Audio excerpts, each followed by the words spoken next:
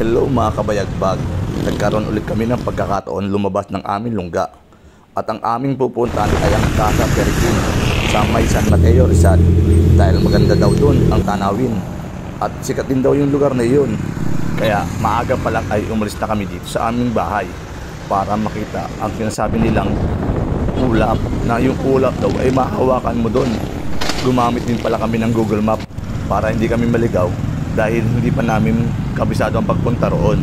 Sa mga pupunta po doon sa Casa Peregrin, gumamit po kayo ng Google Map para hindi po kayo maligaw pagpunta nyo roon.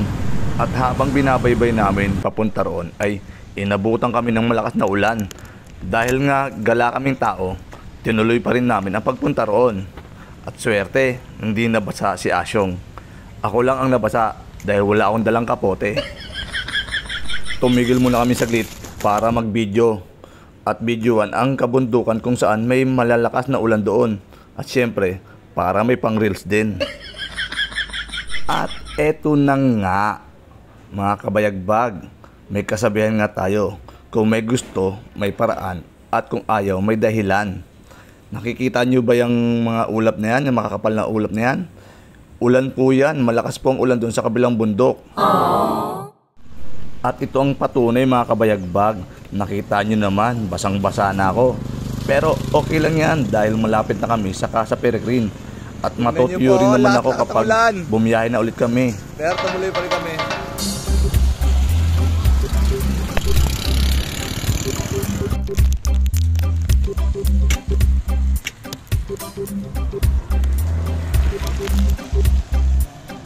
Sa wakas, nandito na kami sa Casa Peregrin at totoo nga ang mga balita na sikat itong Casa Peregrin. Kitang-kita naman, ang daming motor at marami ring mga sasakyan nakaparada. Bago nga po pala kayo pumasok dito sa Casa Peregrin, ay may babayaran po kayong entrance fee sa halagang 50 pesos. At yung halagang 50 pesos na po na yun, ay may enjoy nyo na ang magandang lugar dito sa loob. At pagkatapos nyo ng bayaran ng entrance fee, ay pwede na kayo agad dumiretso sa kanilang view deck. At kung kayo naman ay napagod dahil sa mahabang biyahe, ay pwede naman kayo dito tumambay sa kanilang napakagandang lobby. At eto na nga mga kabayagbag, dumiretso na agad kami sa view deck. Hindi na kami nagpahinga sa kanilang lobby dahil excited na kami dito. Kahit na ulan, tuloy pa rin ang aming gala.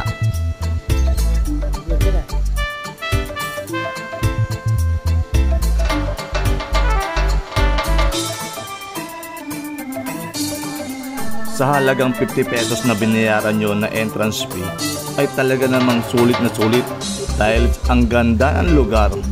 Yung sinasabi nilang ulap ay hindi namin makikita ngayon dahil naulan daw.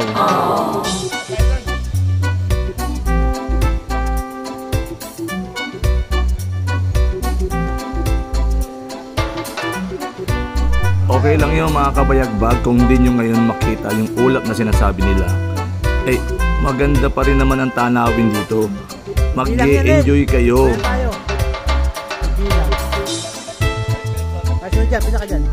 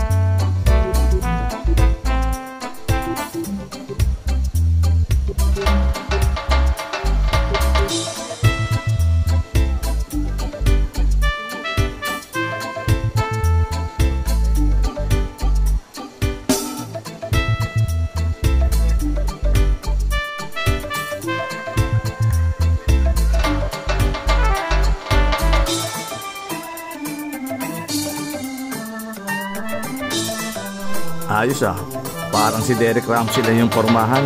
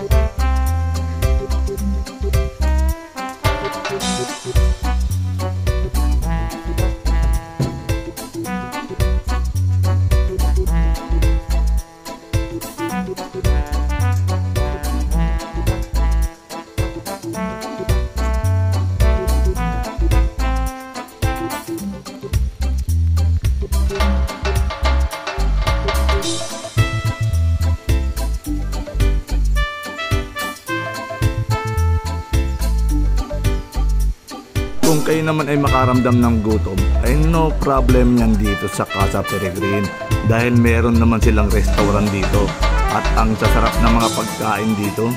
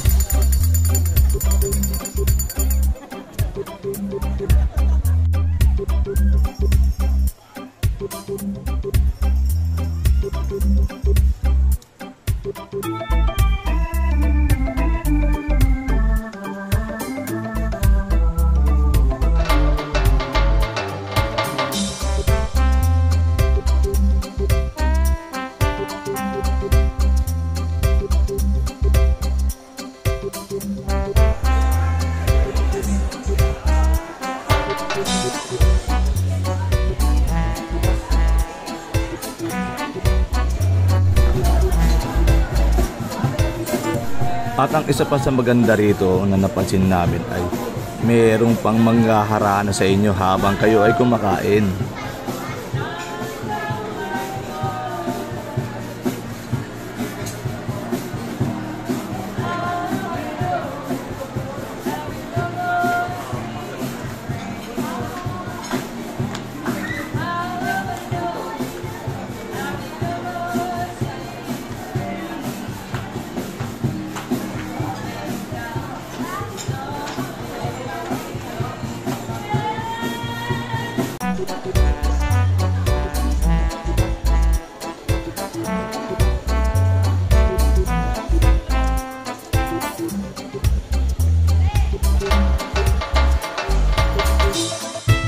At eto na nga.